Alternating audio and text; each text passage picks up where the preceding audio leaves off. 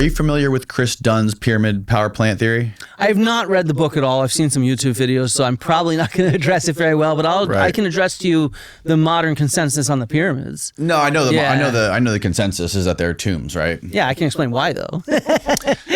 Okay, go ahead. Yeah. Okay, so why are they tombs? Let's think this through. What do you find in tombs? Dead people. Yeah, what have we found in pyramids? Dead people. We've found pieces of dead people in most pyramids. Yes.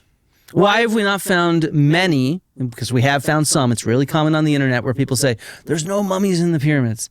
Bullshit. There are a few that have complete mummies, but there's others where they have pieces of mummies. Is it possible that a civilization came to these pyramids, and these pyramids existed before they were there, right?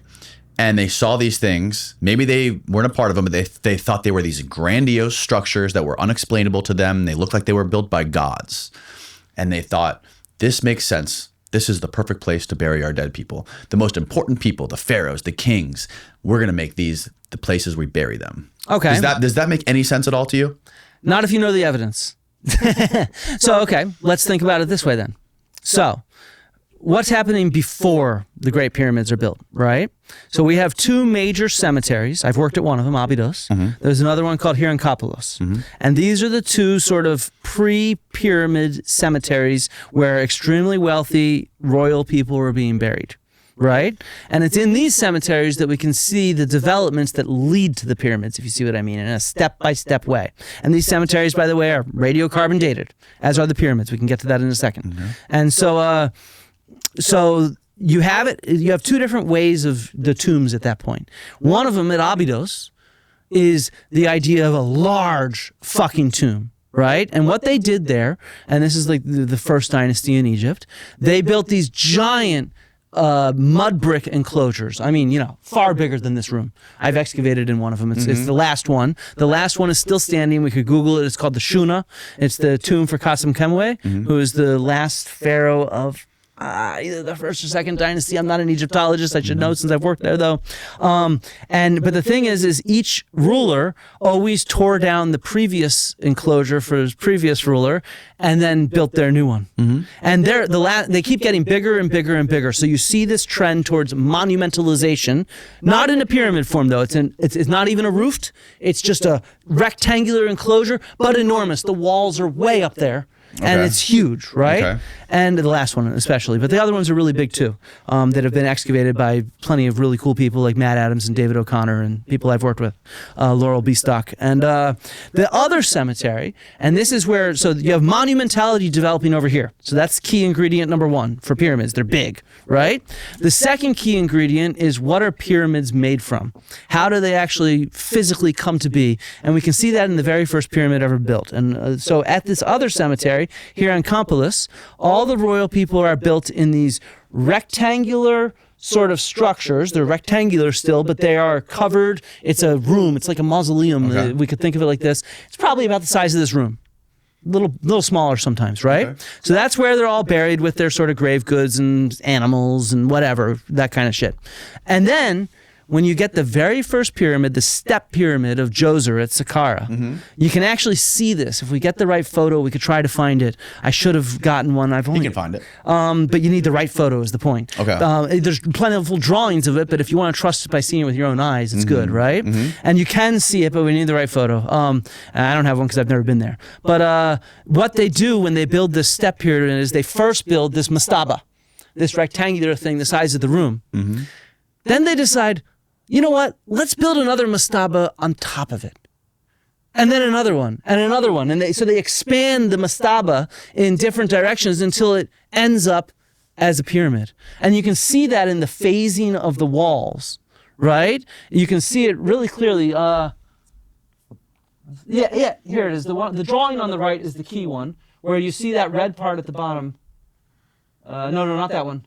The one to the left of that.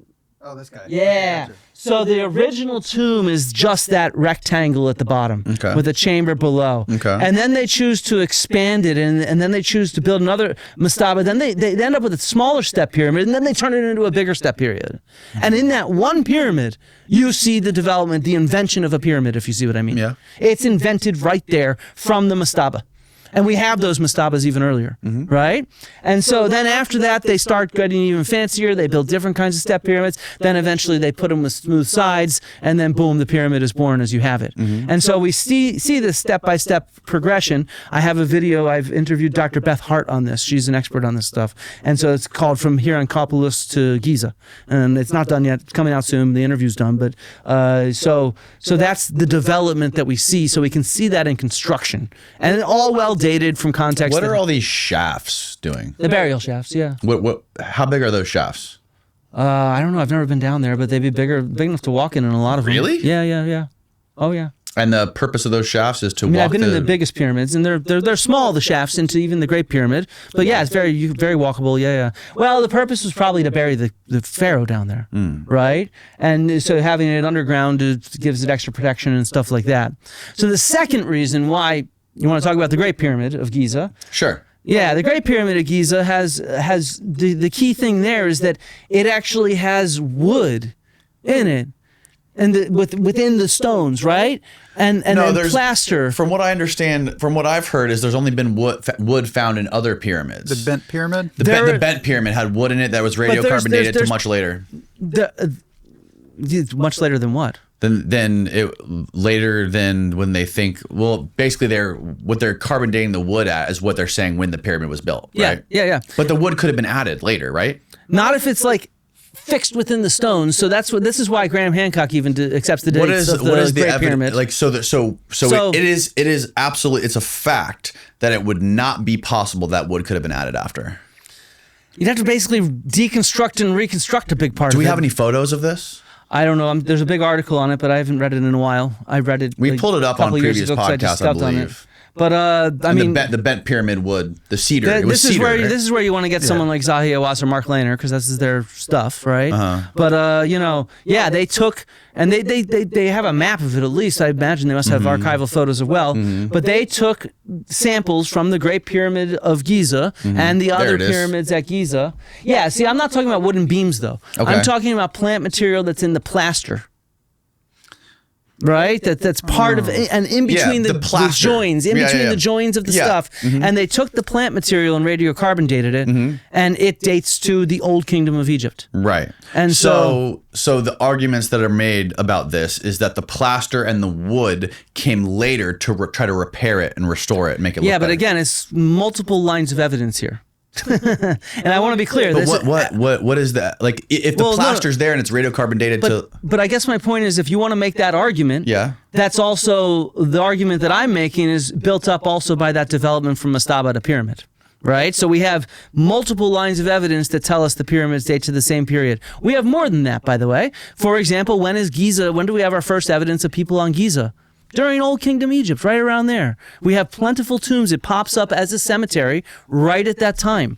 And so, the reality is all the artifacts date to that time, all the radiocarbon dates to that time, and we can see at a variety of sites this development that gets to that point. And so with those three independent lines of evidence, it seems pretty secure that the pyramid was built at that time. If you see what I mean. Sure. And to argue otherwise, I'm not saying that it's not impossible, but it's really fucking unlikely. You have a lot of evidence, a lot of data points of artifacts and radiocarbon dates and different sites that show this change in tomb construction that are all securely dated. And so, and then you even have the texts that come later. Yes, admittedly, the texts from ancient Egypt are dating later than the construction of it, but they describe a consistent story as well. So you even have the historical sources from the Egyptians of what their ancestors did that says that what they're doing matches our archaeological evidence. And so, that's multiple lines of evidence built by so many different experts from so many different excavations. That's why I'm really damn sure, 99.9% sure, the pyramids were built by the Egyptians during Old Kingdom Egypt.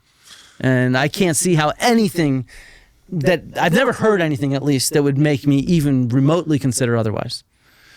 Not even like all the shafts and the chambers that are in there, and those 500-ton granite blocks that are inside these chambers that are cut perfectly and placed perfectly, and even how would you get the giant granite box up that tiny little shaft?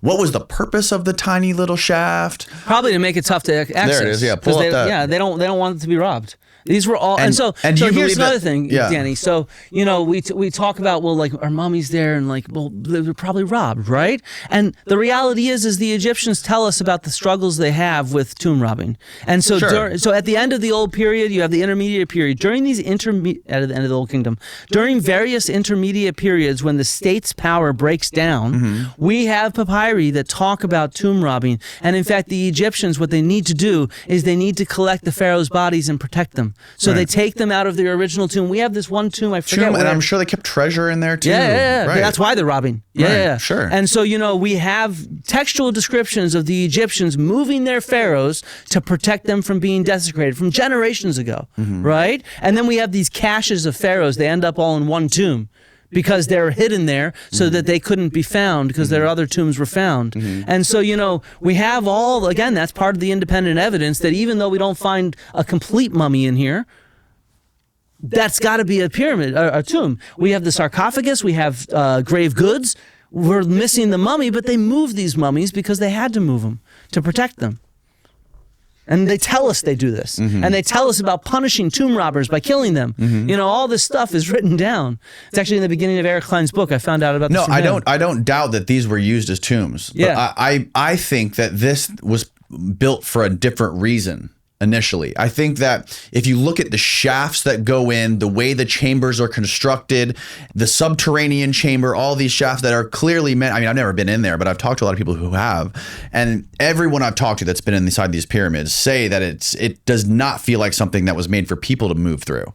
You've talked to me now. I've been in them. Right. I've been in that pyramid, and I'm telling you, I think it was built. You think it was built for people to move through? I think it was built for people to get the grave goods and the pharaoh in there. And what do you think the reason is for the shafts that go out on the top, out of the king's chambers that go exit Some of those the pyramid? air shafts, I think, actually are really well lined up with astronomical stuff. And so there's actually some good articles on that. So they're intentionally lining that up with we call it archaeoastronomy. Sorry, that's the archaeology of astronomy. But it does seem to match because, look, the Egyptians did want to orient things very precisely. That's actually another argument that they are built by the Egyptians because they are oriented like others of their structures.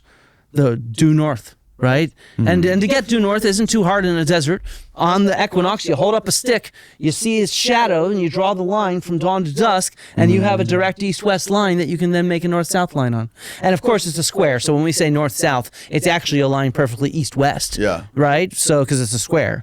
And I mean, again, the other reason, like I said, that it was designed as a tomb is because you can see the development of tombs, and it matches, because you go from mastaba to step pyramid to, true pyramid, like this, smooth pyramid.